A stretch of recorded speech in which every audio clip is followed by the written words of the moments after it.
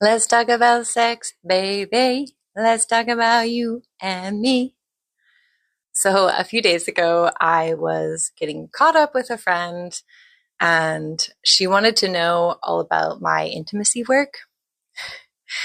She said, quote, "So what? Do we sit and rub our genitals together?" She was referring to what she and her partner might be doing if they came to my next workshop or session. I could genuinely see how incredibly uncomfortable she was, but also how curious she was at the same time. I definitely had a moment of like cry laughing because I freaking love how honest she is and how sassy she is. And at the same time, the nervousness is so real in a lot of beings, most beings. It reminded me about how intimacy is still so taboo and how it can be really intimidating for a lot of people. It reminds me of how it used to be for me and where I came from. So I was really humbled by it. There's this idea that it's either all about sex or that a lot of woo-woo stuff is happening, when it's actually so rich with depth and with safety. It's super common for me to spend an entire session with a client, helping them connect more with their emotions or, learn compassion for themselves for all the pain that they have experienced before ever getting to the pleasure training. This is intimacy. I want intimacy to be known as a safe and approachable way to connect with self and life, because my mission is to unshame the human experience as well as create more safety and sovereignty for all bodies. If we're too afraid to ask questions or receive support around this very universal human thing and experiences, if we're feeling insecure or shame around just being ourselves, let alone feeling intimately connected with ourselves or others, well, we're never going to ask for what we need and we'll never feel safe to talk about it. And therefore, we would never have progress. And all these kind, beautiful souls would just continue to stay trapped in their minds, bodies, and homes, because those are the people that I see most often afraid to talk about this topic of intimacy. So let me share with you what I mean by sacred intimacy and how it might help for you some clarity or help you find clarity on your journey. So I started learning about sacred sex specifically in 2019 with my teacher, Layla Martin. And at first, it was mainly focused on creating more pleasure and safety in our bodies, our sexualities, and having more intentional relationships. It was incredible. To get to those places, it required moving through many layers of blocks and resistances. The resistances that I had built up since a young age. I was holding a lot of disgust in my physical body, and I was holding a lot of tension and shame in my sexuality, and a deep fear of being abandoned was in my heart. So honestly, up until then, I had this really big smile on my face for the external world. And on the inside, when I would get home and when I was alone, I would feel often left out. I would feel sad and I would feel really lonely. Didn't know it at the time, but it was me experiencing a lot of trauma responses, especially fawning and people pleasing. I just wanted to be loved, even if it meant having sex with someone I didn't want to, or pretending to be a certain way in order to fit in. At the time, I truly struggled to stand up for myself or to say no to things that were a no, or even to say yes to things that were a yes.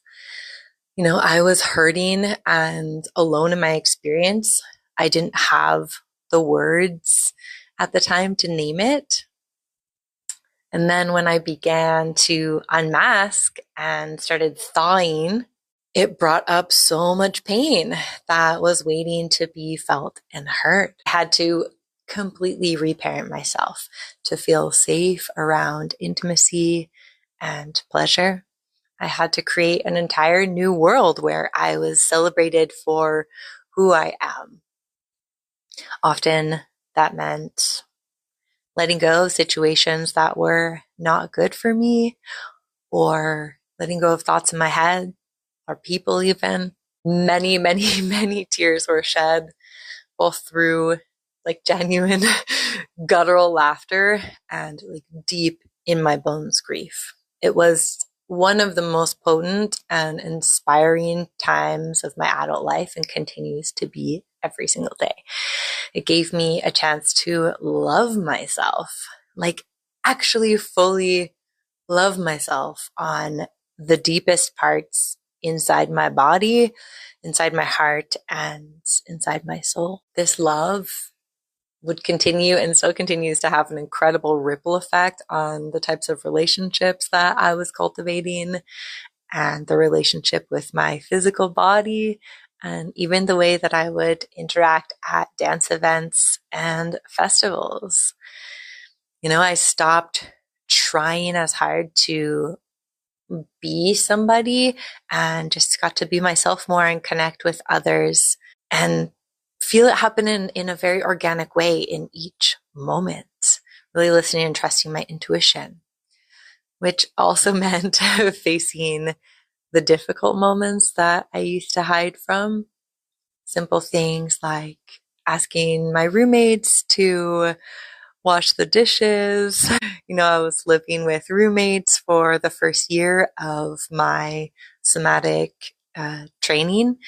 And then it would evolve to more scary things like having heart to hearts with my partner at the time around what type of ways that I needed and wanted to be loved. Although we're scary AF, were the very things that I was missing in my life. It was true intimacy. The intimacy I discovered once I stopped running away from my wholeness and began waking up to intimacy in all, which meant allowing all parts of me to be loved, even the scary parts. It's what I call intimacy in self. There are 3 layers. So there's intimacy in self. So I started to feel so good in my belly where I used to feel disgust. And I would even like giggle when I looked in the mirror as if I was seeing myself for the first time, like really seeing myself, like, wow, who are you? Who is this person? Oh my goodness. You've been here this whole time. And then it evolved into the second layer of intimacy, which is intimacy with others. I began to actually trust my friends and release old people-pleasing ways and release this competition energy.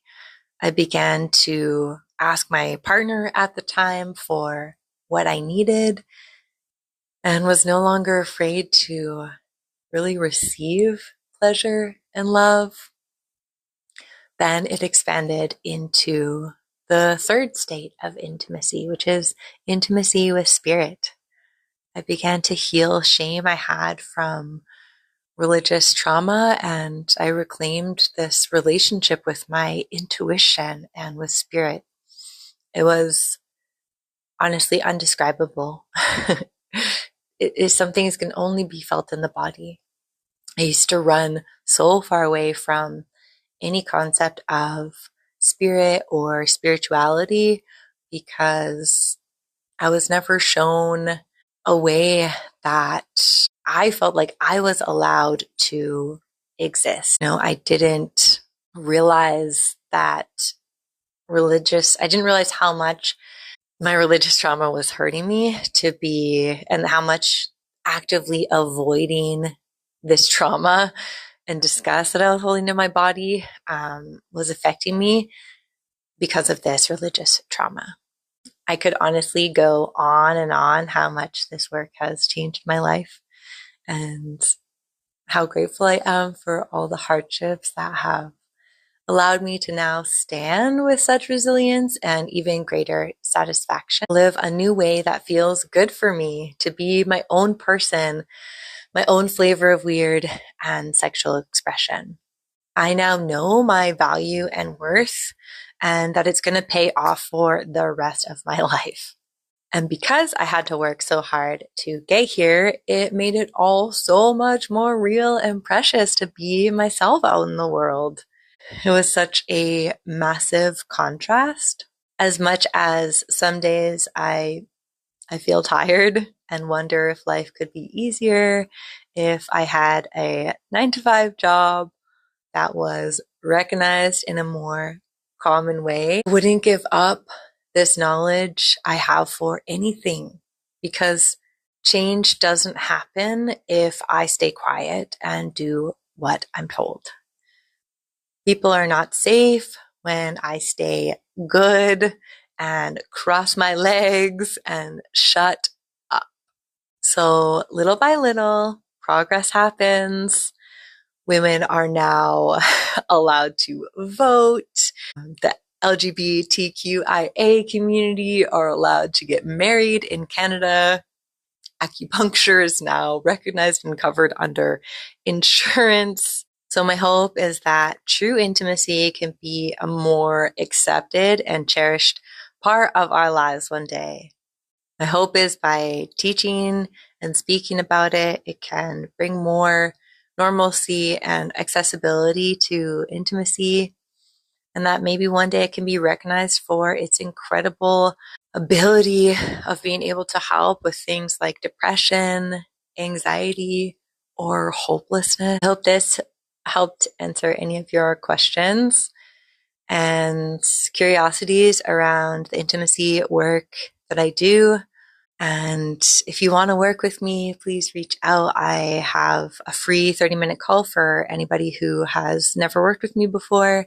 And if you want to check out all of my options, you can head over to my website. I'm so grateful for your curiosity. I'm grateful for your authenticity, whether that's you being nervous or uncertain or resistant, or, like, resistance is not bad or wrong. It's what helps us stay safe. It's what helps us discern what is appropriate for our safety needs and also where we can trust ourselves. And there's a healthy way to lean into our edges that offers more growth. And so wherever you're at, I celebrate you. And if you have any questions or comments, please reach out. I love hearing from you, and it helps me know what's going on for you so that I can create more content and share more information to support you with where you're at. Sending so much love and gratitude.